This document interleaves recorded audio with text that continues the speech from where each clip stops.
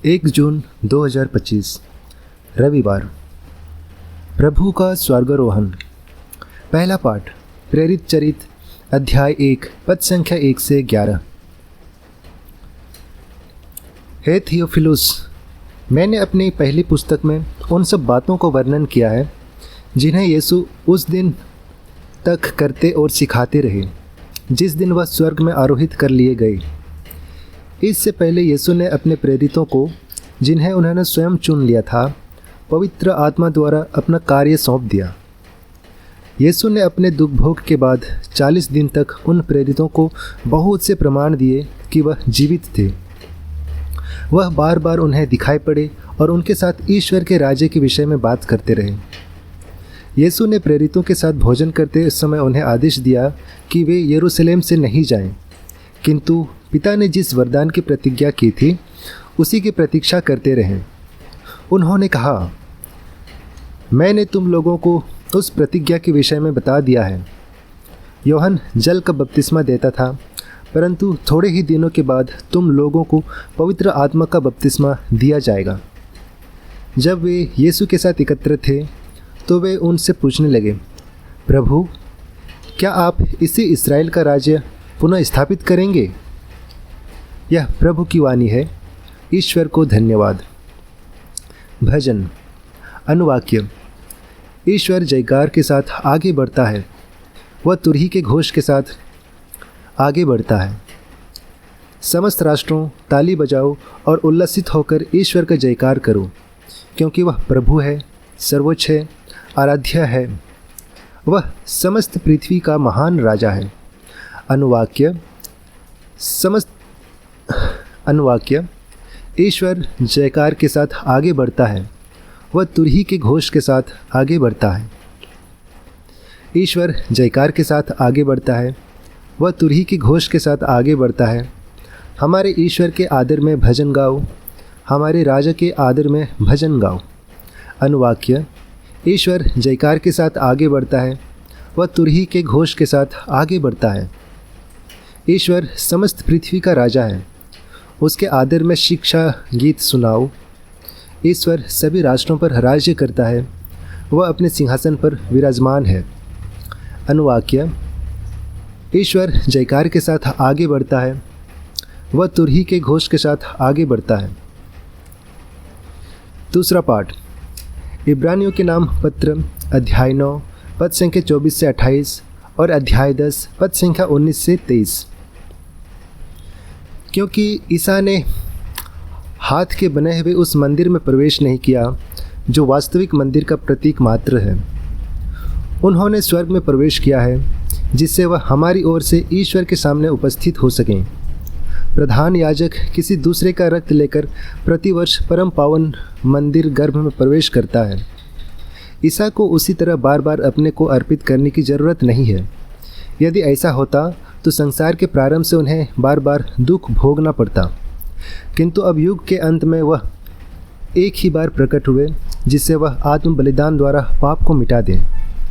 जिस तरह मनुष्यों के लिए एक ही बार मरना और इसके बाद उनका न्याय होना निर्धारित है, उसी तरह मसीह बहुतों के पाप हरने के लिए एक ही बार अर्पित हुए।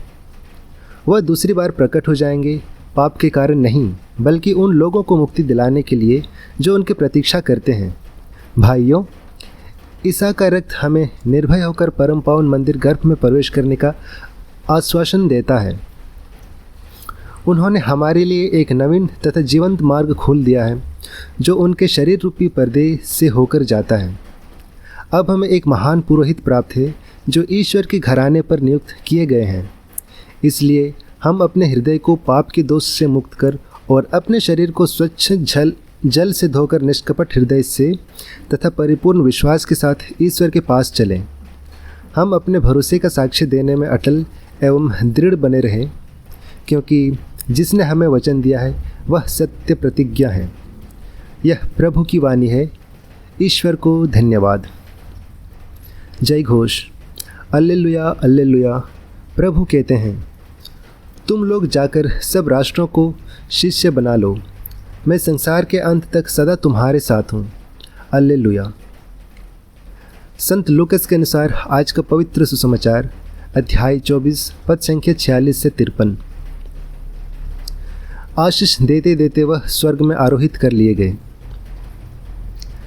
यीशु ने अपने शिष्यों से कहा, ऐसा ही लिखा है कि मसीह दुख भोगेंगे, तीसरे दिन मृतकों में से जी उठेंगे और उनके नाम पर यरूशलेम से लेकर सभी राष्ट्रों को पाप क्षमा के लिए पश्चाताप का उपदेश दिया जाएगा।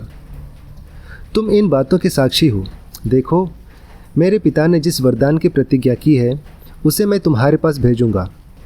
इसलिए तुम लोग तब तक शहर में ठहरे रहो जब तक ऊपर की शक्ति से संपन्न ना हो जाओ।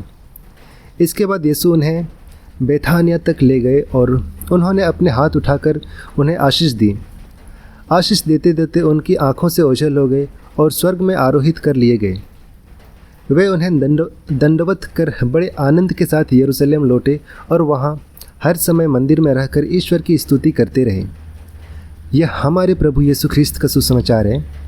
हे ख्रिस्त, तेरी स्तुति हो। तो आइए आज के इन तीनों पाठों पर हम मनन चिंतन करेंगे और इसे हम सुनेंगे फादर प्रीतम वसोनिया, इंदौर धर्म प्रांत के द्वारा।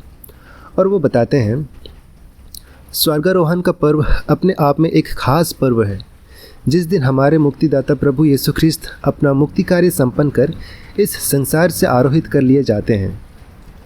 स्वर्गारोहण की बात तब आती है जब यहूदियों के ब्रह्मांड शास्त्र को समझना गौरतलब है। यहूदियों के मतानुसार 3 लोक होते हैं, पृथ्वीलोक, स्वर्गलोक और अधोलोक। प्रभु यीशु के स्वर्गारोहण के संदर्भ में इन तीनों लोकों को एक अलग अलग अस्तित्व में देखते हुए यह कहना उचित नहीं होगा कि यीशु इस लोक को पूरी तरह से छोड़कर दूसरे लोक में चले गए, और यूँ कहें कि अपने स्वर्गारोहण के बाद प्रभु यीशु इस दुनिया में अपनी अनुपस्थिति छोड़ गए। नहीं, यीशु के स्वर्गारोहण के समय कुछ हटकर और विशेष कार्य संपन्न होता है। उनका पुनरुत्थान, स्वर्गारोहण और पवित्र आत्मा का प्रेरितों पर उतरना, ये तीनों घटनाएं एक दूसरे से बेहद जुड़ी हुई है। पुनरुत्थान के बाद प्रभु यीशु का शरीर रूपांतरित हो जाता है, जो है तो शरीर पर उसे साधारण मानवीय आँखों पहचान नहीं पाती। वे उन्हें कोई आत्मा समझ बैठते हैं। तब वे उनके सामने भुनी हुई मछली का एक टुकड़ा खाते हैं और उनकी आंखों का भ्रम दूर करते हैं। इसे हम पढ़ सकते हैं संत लूकस के सुसमाचार में अध्याय 24 36 से 42 में। जैसे उनका वह शरीर जो योहन अध्याय 1 के 14वें पद में है के अनुसार कुंवारी के गर्भ में देह धारण करता है, वह अब रूपांतरित होकर एक पुनरुत्थित शरीर बन जाता है। अपने स्वर्गारोहण में वैसे ही यीशु इस दुनिया की वास्तविकता को स्वर्गिक वास्तविकता में तब्दील कर देते हैं। अपने पिता हमारे की प्रार्थना में प्रभु यीशु इसी की कामना करते हुए कहते हैं, हे पिता, तेरा राज्य इस धरती पर आए। तो हमारे मुक्ति का अर्थ इस पापमय संसार से छुटकारा पाकर कहीं दूसरे लोक में बच भागना नहीं, पर ईश्वर द्वारा हमारे इस संसार को एक नया रूप देना है। उनका राज्य हमारे बीच स्थापित करना है, जैसा कि स्रोत 57 के 12वें पद में कहता है, समस्त पृथ्वी पर तेरी महिमा प्रकट हो। इसे समझने के लिए हमें पेंतेकोस्त के दिन जो होता है उस पर ध्यान देना जरूरी है। ये दोनों घटनाएं यानी प्रभु का स्वर्गारोहण और पवित्र आत्मा को उतरना एक दूसरे से घनिष्ठता से जुड़ी हुई है। इन दोनों घटनाओं में यीशु दुनिया से स्वर्ग जाते हैं और स्वर्ग से पवित्र आत्मा नीचे आता है। तो यीशु मसीह का स्वर्गारोहण इस लोक से किसी अन्य लोक में जाना नहीं, परंतु दुनियाई वास्तविकता को स्वर्गिक वास्तविकता में परिवर्तित करना है। यह स्वर्ग और पृथ्वी का मिलन है, जहाँ पृथ्वी का स्वर्ग के द्वारा रूपांतरण होता है। स्वर्गिक शक्ति दुनिया को रूपांतरित करती है। दोनों स्वर्गारोहण और पेंतेकोस्त में यीशु मसीह के शरीर का ही रूपांतरण होता है। आज के पहले पाठ में संत पौलुस कलोसियों अध्याय 1 के 24वें पद में कहते हैं, कलीसिया मसीह का शरीर और उनकी परिपूर्णता है। मसीह सब कुछ सब तरह से पूर्णता तक पहुंचा देते हैं।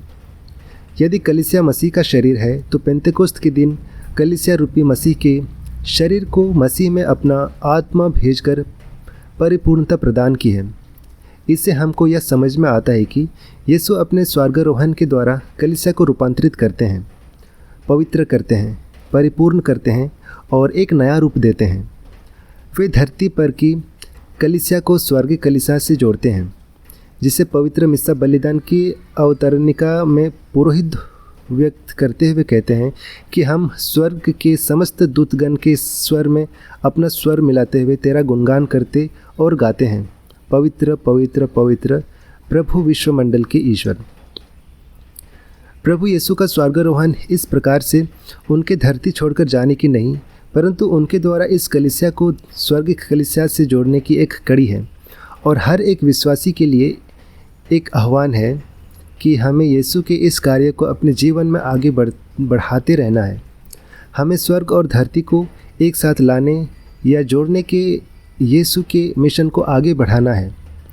तब हम भी एक दिन प्रभु यीशु के समान अपने पुनरुत्थित शरीर में सर्वशक्तिमान के स्वर्गिक सिंहासन के सामने खड़े होकर उनकी महिमा के दर्शन करेंगे। आमीन।